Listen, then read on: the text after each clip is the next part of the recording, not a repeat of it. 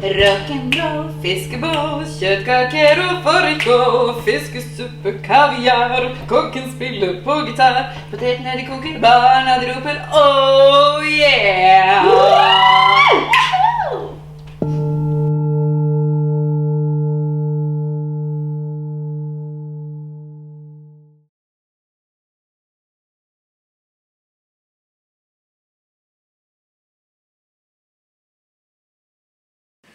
So you've had a lot of experiences of yoni healing and orgasmic, like, wow, happened for you over these last few years. That's so much orgasmic, wow. What you have? Because I remember, I think, getting an email from you about, like, I just squirted or something like that celebration. So what happened for you when you had that? It was the first time you ever squirted, right? Yes. So what happened?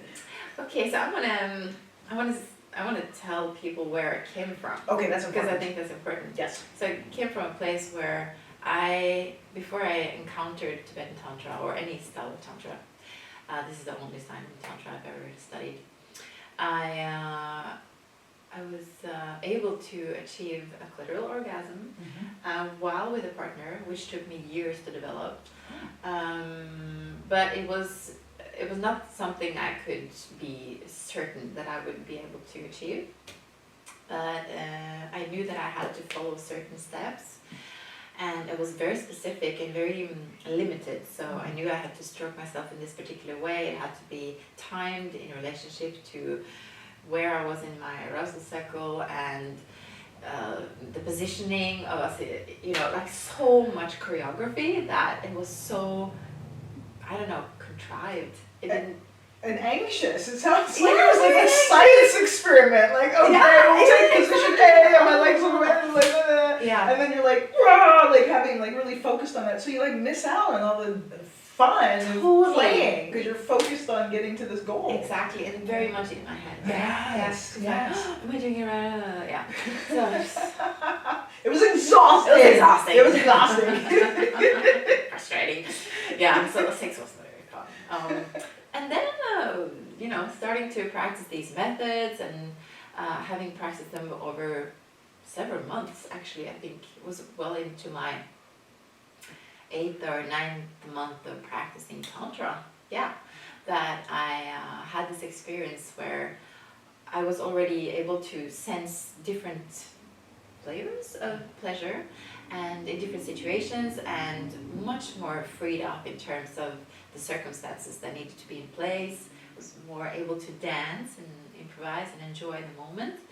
And then there was this experience where I had been healing my G-spot quite a lot. So my G-spot was becoming sensitive and responsive to pleasure. That's so exciting. No, it's so exciting. So I was having these blended clitoral and G-spot orgasms, and then there was a partner who talked to me about that, because I said during a massage he was giving me, I said, I feel like I have to pee.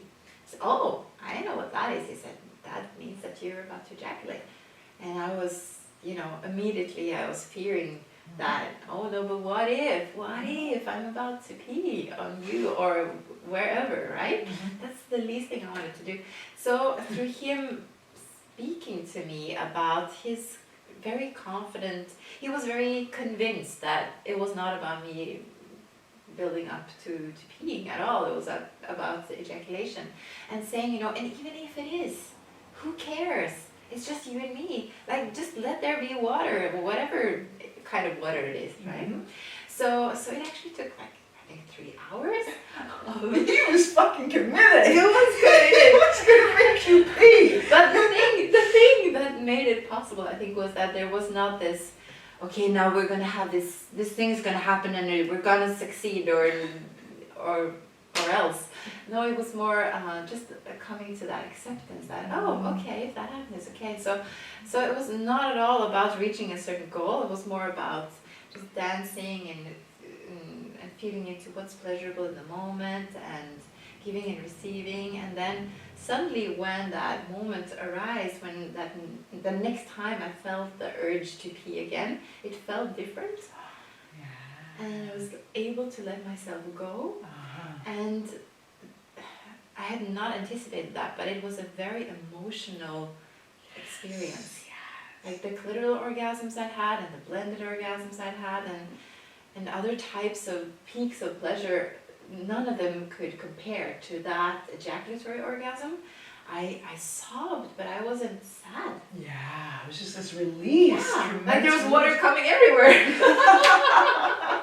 Yeah, really, and a deep, deep relief afterwards, and this very heartfelt gratitude to both myself and to my partner at the time for allowing me to be that vulnerable and to, I guess, crack open that limiting shield that I had been holding around myself